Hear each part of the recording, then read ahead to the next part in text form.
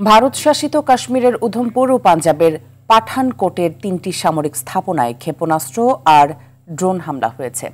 এই হামলা পাকিস্তান করেছে বলে ভারত অভিযোগ করলেও তা নাকচ করে দিয়েছে ইসলামাবাদ। পাক সেনা প্রধান দিল্লিকে সিনেমা ছেড়ে বাস্তবে আসার আহ্বান জানিয়ে বলেছেন, তার দেশে যখন সামরিক পদক্ষেপ নেবে তা বিশ্ববাসী জানতে পারবে। এদিকে বিরোধপূর্ণ কাশ্মীরের নিয়ন্ত্রণ রেখায় ব্যাপক গোলাবর্ষণ হয়েছে। যুদ্ধ পরিস্থিতিতে ভারত জুড়ে ২৪টি বিমানবন্দর বন্ধ ঘোষণা করেছে দেশটির সরকার। বিস্তারিত রাকিব হাসানের রিপোর্টে। বৃহস্পতিবারও পাকিস্তান ও ভারতের মধ্যে পাল্টাপাল্টি হামলার খবর পাওয়া গেছে। একে অপরের বিরুদ্ধে ড্রোন ও ক্ষেপণাস্ত্র হামলার অভিযোগ এনেছে ইসলামাবাদ ও নয়াদিল্লি।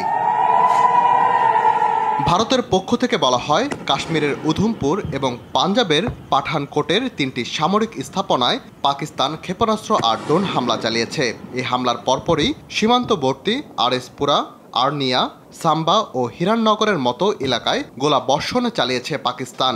পাশাপাশি কাশ্মীরের শীতকালীন রাজধানী জম্মুতে বিমান হামলার অভিযোগ তুলেছে ভারত।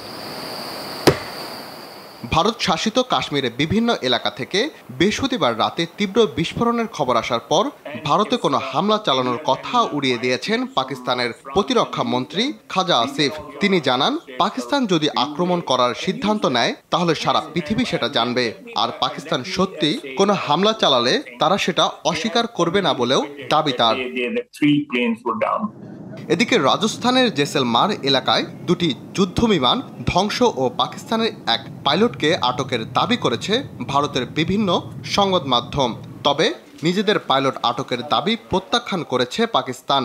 দেশটির তথ্যমন্ত্রী আতাউল্লাহ তারার জানান, যদি ভারতের কাছে তাদের যুদ্ধবিমান ধ্বংস ও পাইলটকে আটকের খবর থাকে তাহলে যেন ভারত তা প্রমাণ দেখায়। বৃহস্পতিবার সন্ধ্যার দিকে আন্তর্জাতিক সীমান্ত অতিক্রম করে ঝাঁকে ঝাঁকে রকেট উড়ে এসেছে ভারত সীমানায়, এমনটাই অভিযোগ ভারতের। এরপরেই ভারতের 24টি বিমানবন্দর বন্ধ ঘোষণা করেছে দেশটির সরকার। তবে কতদিন এই নিষেধাজ্ঞা কার্যকর থাকবে তা এখনো জানানো হয়নি। পাকিস্তান ও ভারতের উত্তেজনা নিরসন করে একটি দায়িত্বশীল সমাধান খুঁজে বের করার জন্য অনুরোধ জানান মার্কিন যুক্তরাষ্ট্রের পররাষ্ট্র দপ্তরের মুখপাত্র টমি ব্রুস। সেই সঙ্গে যুক্তরাষ্ট্র গত 2 সপ্তাহ ধরে পাকিস্তান ও ভারতের নেতাদের সঙ্গে যোগাযোগ রাখছে বলেও জানান তিনি। Ambassador Huckabee will take the steps Rakib Hasan, RTV।